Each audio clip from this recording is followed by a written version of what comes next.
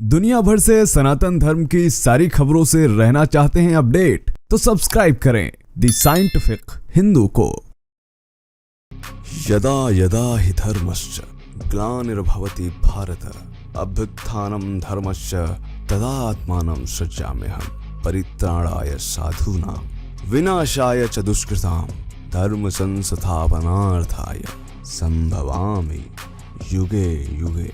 ये मात्र गीता का एक वो श्लोक है जो कि शायद हर एक हिंदू को पता होगा, जिस पर आस्था है कि भगवान श्री कृष्ण एक बार जरूर आएंगे जब इस धरती पर पुनः अन्याय बढ़ जाएगा। आज जहां जिस धरती जिस युद्ध में यह बात कही गई, आज हम उसका जिक्र करने वाले हैं। हम बात करने वाले हैं महाभारत की। महाभारत जो हमारा, हम भारतीयों का, हिंदुओं का इतिहास है, उसके कुछ ऐसे सबूतों के बारे में जो आपका होश उड़ा देंगे और उन लोगों के मुंह पर भी ताला लगा देंगे जो कहते हैं कि महाभारत कोई काल्पनिक कथा है। तो आज मैं आपको इसके 15 सबूत बताने वाला हूँ। ये सबूत मैंने पुरातत्व से, इतिहास से, विज्ञान से और कई पुरानी किताबों से लिए।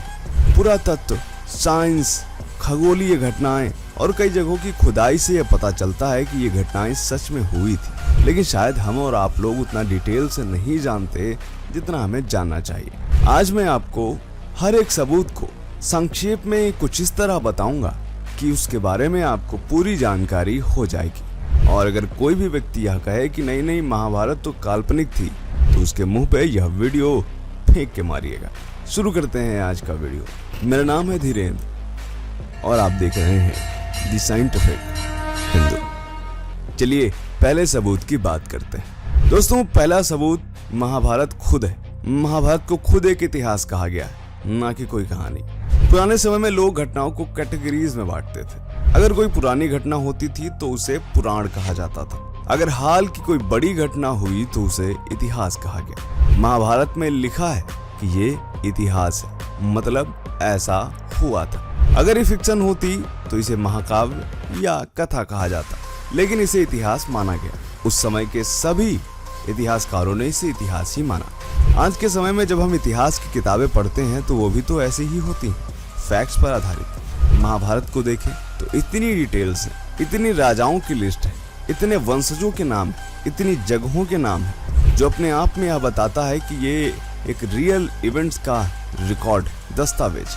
पुरातत्वविदों ने भी इसे इतिहास ही माना है। जैसे बीबी लाल जैसे प्रसिद्ध आर्कियोलॉजिस्ट ने यह कहा है कि यह घटना 1500 से 2000 ईसा पूर्व की है। इकोनॉमिक टाइम्स में भी कई पुरातत्वविदों ने यह बात कही कि ये सबूत बताते हैं कि कोई कल्पना नहीं बल्कि हकीकत है। अब सोचिए कि अगर कोई कहानी लिखता तो इतनी डिटेल कहानी लिखना पॉसिबल ही नहीं, आज तक कभी नहीं लिखी गई। इसके अलावा आप में से कई लोगों ने अगर ग्रीक हिस्टोरियन मेगास्थनीज को पढ़ा होगा तो उसने भी भगवान श्री कृष्ण और महाभारत का जिक्र किया है। तो ये तो पहला है। तो चलिए अब दूसरे सबूत की बात करते हैं। दूसरा है महाभारत का खुद में आदि पर्व का अध्याय 62, जहां भारत वंश की पूरी लिस्ट दी गई। मनु से लेकर 50 से ज्यादा राजाओं के नाम, उनकी कहानियां, सब कुछ। सोचिए अगर ये फिक्शन होती तो इतनी लंबी लिस्ट क्यों बनती। फिक्शन में तो 4-5 कैरेक्टर्स काफी होते हैं, लेकिन ये तो पूरी जेनियोलॉजी है। आज के समय में जब हम फैमिली ट्री बनाते हैं तो वो रियल होती। इसी तरह महाभारत की वंशावली रियल किंग्स की है, जिनका खुद में एक अपना अलग इतिहास है। पुरातत्व में भी हस्तिनापुर जैसी जगहों से खुदाई में मिले सामान से पता चला है कि यहाँ करीब 1200 ईसा पूर्व एक सभ्यता रहती थी। आज के एक प्रसिद्ध रिसर्चर हैं जिनका नाम है सरोज। उन्होंने कहा है कि महाभारत हड़प्पन साइट से जुड़ी हुई है, 3500 से 2400 ईसा पूर्व। तो ये सबूत बताता है कि ये वंशावली कितनी ज्यादा रियल है। तीसरे सबूत की बात करते हैं, वो है द्वारका शहर की समुद्र में डूबी हुई खोज। ये सबूत काफी ज्यादा मजेदार होने वाला है। द्वारका जो भगवान श्री कृष्ण का शहर था, महाभारत में कहा गया है कि वो समुद्र में डूब गया और आज के समय में मरीन आर्कियोलॉजी से गुजरात के तट पर डूबी हुई द्वारिका मिली है। यहाँ किले की दीवारें, पोर्ट, जेट्टी, सब कुछ मिला जैसे महाभारत में डिस्क्राइब है। अब ये कोई कोइंसिडेंस नहीं हो सकता। महाभारत के मौशिला पर्व में लिखा है कि लोग चले गए, फिर समुद्र ने शहर को निगल लिया और आज के साइंटिस्ट ने कार्बन डेटिंग पद्धति से यह कंफर्म किया है कि यह करीब आज से 5000 साल पहले के सबूत हैं। इसके अलावा कई डॉक्यूमेंट्रीज बनी है इस पे, आप जाकर के खुद देख सकते हैं गूगल पे। फिर चौथे सबूत की बात करते हैं, वो ये है कि महाभारत के मौसला पर्व में ही श्लोक 7.40 में लिखा है कि सभी लोग चले गए, फिर समुद्र ने द्वारिका को डुबो दिया जो अभी भी धन से भरी थी। ये श्लोक वैसा ही है जैसा आज के खुदाई में मिलता है। द्वारिका में मौजूद वो स्तंभ आज भी वैसे के वैसे दिखाई देते हैं जैसे 5000 साल पहले रहे होंगे। और द्वारिका सिर्फ उतनी ही नहीं जितनी दिखाई देती है, माना जाता है कि समुद्र के अंदर और भी पूरा का पूरा डूबा हुआ शहर मिल सकता है। सोचिए, इतनी डिटेल डिस्क्रिप्शन और द्वारिका का मिल जाना ये अपने आप में कोई कोइंसिडेंस नहीं। सोचिए, अगर कोई लेखक होता और वह कल्पना करता तो समुद्र स्तर बढ़ जैसी बातें वह कैसे जान जाता, कैसे उसे पता चलता कि एक समय ऐसा आएगा जब यह शहर डूब जाएगा। लेकिन महाभारत अपने आप में हिस्टोरिकल है। पांचवें सबूत की बात करते हैं। महाभारत में श्री कृष्ण ने जो भी कलयुग का डिस्क्रिप्शन दिया है वो आज की दुनिया से काफी ज्यादा मैच करता है। उन्होंने कहा था कि कलयुग में लोग झूठ बोलेंगे, नैतिकता कम हो जाएगी, जो हमारे आसपास का वातावरण है वह बिगड़ जाएगा, लोग खुश कम रहेंगे। यहाँ तक कि उदाहरण के लिए बताऊं तो कई वेस्टर्न साइंटिस्ट ने महाभारत की चीजों से प्रेरणा ली। उदाहरण के लिए ओपेनहाइमर तो है ही, उन पर आगे बात करेंगे। जैसे नाइल्स ओक ने एस्ट्रोनॉमिकल एविडेंस से यह प्रूफ किया है कि महाभारत में ऐसे डिस्क्रिप्शन हैं जो कि फ्यूचर विजन जैसे लगते हैं। कलयुग की शुरुआत भगवान श्री कृष्ण की मृत्यु से मानी जाती है, 3102 ईसा पूर्व। ग्रेगोरियन कैलेंडर में भी यही डेट एक्सपेक्टेड है। और ध्यान देने वाली बात यह है कि भारतीयों ने अपना एक महाभारत का अलग इतिहास बनाया था, वहीं विदेशियों ने भी अपना एक अलग इतिहास बनाया था महाभारत को लेकर, वो दोनों मैच करते हैं। चलिए अब छठे सबूत की बात कर लेते हैं। उत्तर भारत में 35 से ज्यादा साइट्स की खुदाई हुई जो महाभारत के सिटीज से मैच करती हैं। जैसे कुरुक्षेत्र में 2800 ईसा पूर्व मिले हथियार, जहां पर हमें तांबे के बर्तन मिले थे, लोहे के, स्टील के, सोने चांदी के आभूषण, टेराकोटा डिस्क, सब कुछ मिला। ये सामान साइंटिफिकली डेटेड है और इंडियन एक्टिविटी से मैच करते हैं। एएसआई ने कहा कि महाभारत 1500 से 2000 ईसा पूर्व की है। सिनौली खुदाई से रथ, हथियार मिले जो महाभारत जैसे हैं। अब सोचिए, अगर ये सब चीजें फिक्शन होती तो कहाँ मिलती? आप भी जा करके म्यूजियम में सब देख सकते हैं। चलिए अगले सबूत की बात करते हैं, वो भी सबसे ज्यादा महत्वपूर्ण है। महाभारत और रामायण के बीच में बहुत गैप है, लेकिन फिर भी दोनों समयों के राजाओं की डायस्टनीज और रिलेशनशिप्स एक जैसे मिलते हैं, कोई अंतर नहीं। और सोचिए कि दोनों अगर फिक्शन होते तो ये आपस में कैसे जुड़ते। ये बताता है कि ये कुछ मैथोलॉजिकल नहीं था बल्कि एक हिस्टोरिकल रिकॉर्ड था। उदाहरण के लिए इक्ष्वाकु वंश को ही ले लीजिए, दोनों जगहों पे उन चीजों का वर्णन मिलना ये बताता है कि ये हमारा असली इतिहास है। चलिए आठवें सबूत की बात कर लेते हैं। मेगास्थनीज को तो आपने सभी ने पढ़ा होगा।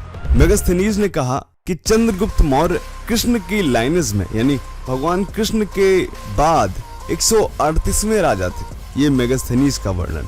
मेगास्थनीज ने बाकायदा रामायण पर रिसर्च की है और आज के तमाम हिस्ट्री बुक्स में ये आप देख सकते हैं। इसके अलावा जगहों के रियल आइडेंटिफिकेशन की बात करते हैं जो कि हमारा नवा सबूत है। हस्तिनापुर, इंद्रप्रस्थ, द्वारका, हमें आज भी ये सब जगहें दिखाई देती हैं। सोचिए, इनका वर्णन 5000 साल पहले तक किया गया था। महाभारत में भारत को भारत कहा गया है। आज मैप पर देखो और सब कुछ खुद मैच कर लो। महाभारत से जुड़ी एक जगह नहीं है बल्कि मैं आपको करीब 35 जगह बता सकता हूँ जो कि महाभारत में भी हैं और आज के समय में भी हैं। हालांकि उस डिटेल पे जाऊंगा तो वीडियो काफी ज्यादा लंबा हो जाएगा।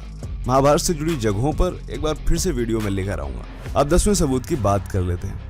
महाभारत में जब भी कोई घटना होती थी उस समय खगोलीय घटनाएं कैसी हो रही थी वह भी लिखा जा रहा था। तो आज भी हमारे पास तमाम ऐसे सॉफ्टवेयर हैं जिन पर अगर हम पुरानी डेट्स डाल दें, जैसे कि 3067 ईसा पूर्व, 3100 ईसा पूर्व, तो उस समय जो भी खगोलीय घटनाएं हो रही थी वो हमें दिखेंगी। तो हम उद्योग पर्व में जब आते हैं तो देखते हैं कि एस्ट्रोनॉमिकल एविडेंस वहां पर कई सारे हैं, जैसे चंद्रमा की पोजीशन क्या थी, कौन सा ग्रह कहां पर था।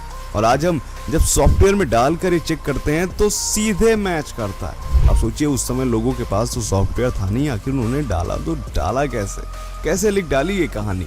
यही वैज्ञानिकों को चौंका देती है और मानने पर मजबूर करती है कि महाभारत कोई गाथा नहीं, कोई माइथोलॉजी नहीं, बल्कि एक इतिहास है। 11वें सबूत की बात करते हैं। देश का नाम राजा भरत से पड़ा, जो कि दुष्यंत और शकुंतला के बेटे थे। फिक्शन कैरेक्टर से देश का नाम नहीं बनता और लोग ना ही उस नाम को स्वीकार करते हैं। ये 11वां सबूत है। 12वें सबूत की बात करते हैं। कुछ यूरोपियन स्कॉलर्स ने इसे बदनाम करने की कोशिश की। उन्होंने कहा कि आर्यन थे 1500 ईसा पूर्व आए, लेकिन कई इंडियन रिसर्चर्स हुई और सबने रिजेक्ट किया और तमाम सबूत रखे लाइन बाय लाइन, और ये थ्योरी भी आखिर में इन वेस्टर्न साइंटिस्ट को रिजेक्ट करनी पड़ी।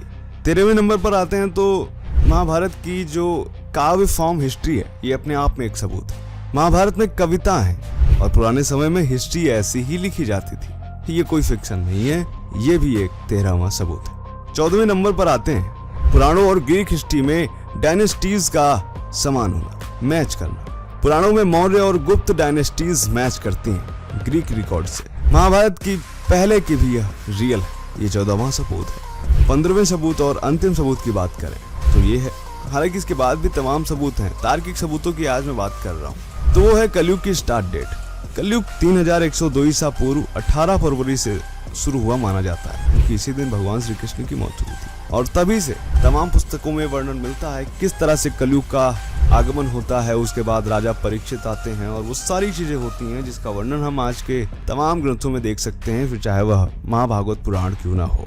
तो ये था वीडियो, पसंद आया हो तो लाइक करिएगा, चैनल को सब्सक्राइब करिएगा। मिलते हैं आपसे अगले वीडियो में, तब तक के लिए जय हिंद, जय भारत, वंदे मातरम।